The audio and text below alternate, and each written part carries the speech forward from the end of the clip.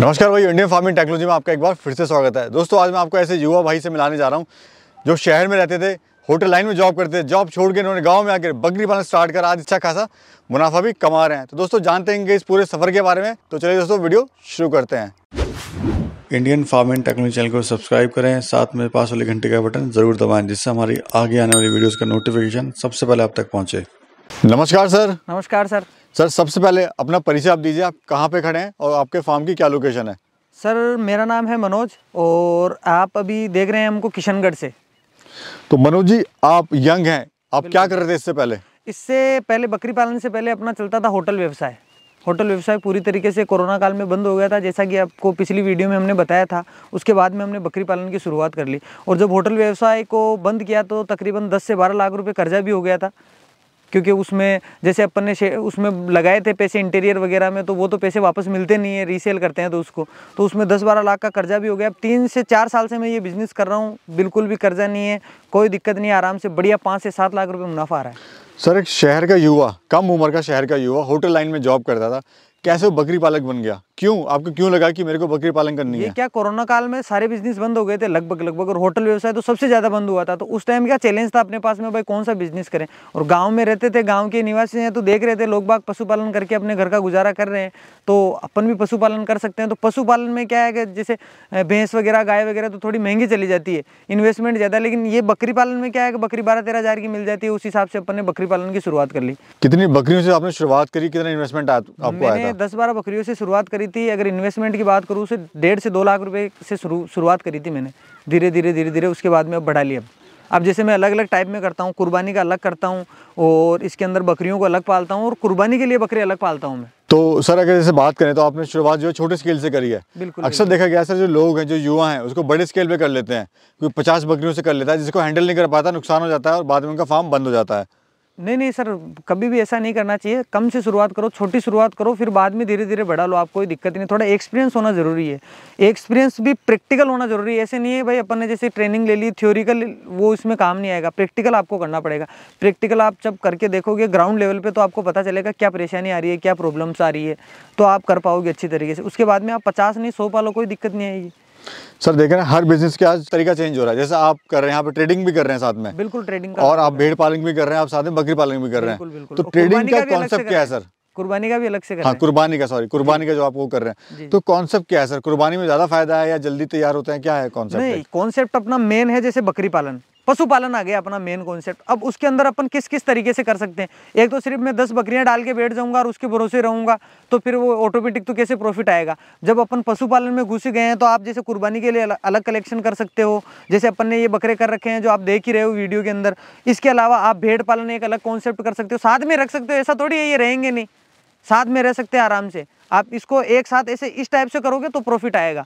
मतलब मार्केट जो है दोनों कैप्चर करी हुई है आपने। हाँ, एक फार्मर की मार्केट वो भी कैप्चर करी हुई है, और प्लस जो ईद की जो स्पेशल मार्केट है इसकी, बिल्कुल आपने वो भी कैप्चर करी हुई है। क्योंकि सर बकरी पालन का मेन मोटिव तो ईद ही होता है ना, कुर्बानी वाली ईद ही। आप बकरी से कितनी भी खूबसूरत बकरी ले लो, उसका क्या करोगे आप? घर में रखने के लिए थोड़ी चाहिए। ये तो एनी भाई कोई शादी करने वाला आएगा जो उसको देख के सगाई करेगा, वो तो हो ही नहीं सकता। उससे क्या है कि बकरी से अपने को रिजल्ट लेना है, जो बकरे होते हैं उससे अपने को मतलब होता है, तो वो वैसे कुर्बानी पे बेचोगे आप। सर अगर बात करें दोनों में कंपेयर करें मुनाफे की, ईद के बकरे और ये फार्मिंग के बकरे या बकरियां, तो प्रॉफिट कितना हो रहा है और ज़्यादा किस में प्रॉफिट है? प्रॉफिट तो कुर्बानी वाले बकरों में होता है। उसमें जैसे बकरी में वैसे ज़्यादा होता है, लेकिन कम समय में कुर्बानी वाले बकरे में ज़्यादा प्रॉफिट होता है। और अगर लॉन्ग टर्म की मैं बात करूं तो लॉन्ग टाइम में तो जो बकरियां पालते हैं अपन उसमें प्रॉफिट होता है। लेकिन एक साथ करो ना, जैसे कुर्बानी, जैसे हर साल कुर्बानी आती है, ईद आती है, उस टाइम जैसे ही ईद निकलती है 2 महीने 1 महीने बाद में आप छोटे छोटे बच्चे पालना स्टार्ट कर दो। कुर्बानी जैसे ये रमजान आता है ना, रमजान के टाइम से छोटे छोटे बच्चे लेना स्टार्ट कर लो, तो अगली जो कुर्बानी है ना, तब तक वो 14-15 महीने की हो जाएंगे। तो उस टाइम आराम से आप एक बकरे को 30,000-32,000 तक बेच सकते हो। और अगर जैसे आप कुर्बानी पे नहीं लेते हो, तो जैसे इस टाइम है, अभी का जो टाइम है, अभी 5 महीने बचे हैं कुर्बानी को, तो 9-10 महीने के बच्चे लो आराम से, उनको 3-4 महीने बढ़िया डाइट खिलाओ, जो भी आप खिला सकते हो। उसके बाद में आराम से कुर्बानी पे बेच दो। एक बकरा कम से कम 7,000, 8,000, 10,000 तक प्रॉफिट देके जाएगा आपको, अगर अभी से पालना स्टार्ट कर दोगे तो। आप जैसे 40 से 45 केजी के बॉडी वेट के बकरे आप लेना स्टार्ट कर दो, कोई दिक्कत नहीं। आप क्या मुनाफा ले रहे हैं सर इससे, बकरी पालन से? मेरे बकरी पालन से सर ओवरऑल बात करूँ तो 10 से 15 लाख रुपए सालाना आ जाता है। और ट्रेडिंग का भी काम है ना, अपने पास हर प्रकार की ब्रीड मिलती है। जैसे भेड़ पालन किसी को करना है तो भेड़ के लिए ब्रीड अपने पास मिल जाएगी। अगर बकरी पालन करना है तो सारी ब्रीड जो होती है वो अपन अवेलेबल करवा देते हैं, पर केजी के हिसाब से अवेलेबल करवाते हैं। और कुर्बानी के लिए बकरे चाहिए तो वो भी अवेलेबल करवाते हैं। तो बकरियां लेते समय किन किन बातों का ध्यान रखना चाहिए कि जो हम बकरी ले रहे हैं या बकरा ले रहे हैं वो सही ले रहे हैं? वो तो ब्रीड का चुनाव होना जरूरी है, और एक बीमार जानवर अपने को नहीं लेना है। ब्रीड, सही ब्रीड का चुनाव होना जरूरी है, क्योंकि आप ले लोगे, लेने में आप चलो एक जने को, किसी को, जैसे कोई जिस एक्सपीरियंस होल्डर को साथ में ले जाके भी अगर आप परचेस कर लोगे, उसके बाद में रखना तो आपको ही है ना, वो कोई थोड़ी ना आपके साथ रहेगा। तो मेन तो जो है अपने को नॉलेज होना जरूरी है। खर्चा क्या आता है सर बकरे को तैयार होने में, बकरी को तैयार होने में? वो तो सर अपने को जैसे डाइट खिलाएं उस हिसाब से आता है खर्चा। तो आप 30 रुपये 40 रुपये पर डे के हिसाब से देख लो, अगर आप खिलाते हो तो, मतलब मुश्किल ज़्यादा से ज़्यादा अगर आप खिला देते हो तो। और अगर किसी के पास पैसा नहीं है तो वो चराई पे ला सकता है बाहर? हाँ बिल्कुल, चराई पे ला सकते हो आपको, लेकिन भेड़ में चराना नहीं पड़ता, बकरे में चराना पड़ता है। उसमें कॉस्ट जो है उसकी कम हो जाएगी। हाँ, इसमें कुर्बानी वाले बकरे को तो घर पे भी खिलाना पड़ता है, तेल देना पड़ता है, मेथी देनी पड़ती है, पूरा डाइट प्लान अपने पास मिल जाता है। जब जो भी कोई बकरी पालक परचेसिंग करने आता है ना अपने पास, तो उसको पूरा डाइट प्लान देते हैं अपन, भाई इस हिसाब से आपको डाइट रखनी है।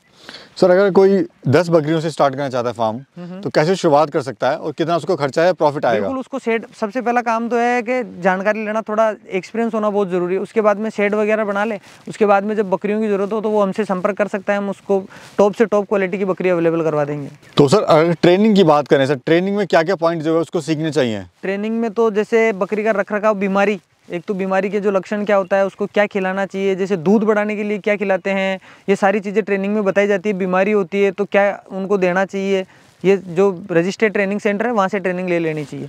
मैं देखा सर आपने जो अपना फार्म बनाया हुआ है बहुत ही लो कॉस्ट में बनाया हुआ है सर। हाँ बिल्कुल बिल्कुल, खर्चा इसमें ना के बराबर किया हुआ है। बिल्कुल बिल्कुल। तो ये भी एक आपका मुनाफा है, क्योंकि आपका जो पैसा आपने बैकअप के लिए रखा हुआ है अपना। बिल्कुल, उसमें जो फार्म के ऊपर, शेड के ऊपर खर्चा है वो कम करो, प्रोडक्ट पे इन्वेस्टमेंट ज़्यादा करो, क्योंकि ये तो प्रोडक्ट वाला इन्वेस्टमेंट तो अपने को वापस मिलेगा, डे बाय डे आता रहेगा ये तो। जी जी जैसे 5 महीने 6 महीने में आता रहेगा। सर अगर कोई स्टार्ट करना चाहता है, आपके साथ जुड़ना चाहता है, तो किस तरह से आप उसकी मदद कर सकते हैं? बिल्कुल सर, उसको सीधा अजमेर किशनगढ़ आना है और हमसे संपर्क करना है, मिलना है कि हम उसको पूरी, अगर हो सकता है तो अगर थोड़ा बहुत एक्सपीरियंस होगा तो हम ट्रेनिंग भी देंगे उसको।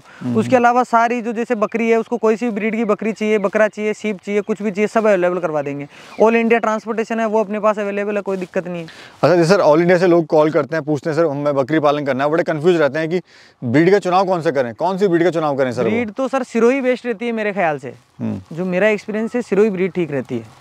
और इसका जो रेट है मटन का, किस रेट में जाती है सर ये? 500 रुपये केजी जाता है ये पूरा लाइव? हाँ, लाइव नहीं, सिर्फ मटन, जिंदा वेट नहीं, मटन जो है ना उसका वो जाता है। और लाइव किस रेट जाता है सर? 250 रुपये केजी अपने पास जो अवेलेबल रहता है। जैसे सिरोही ब्रीड है वो 250 रुपये केजी है।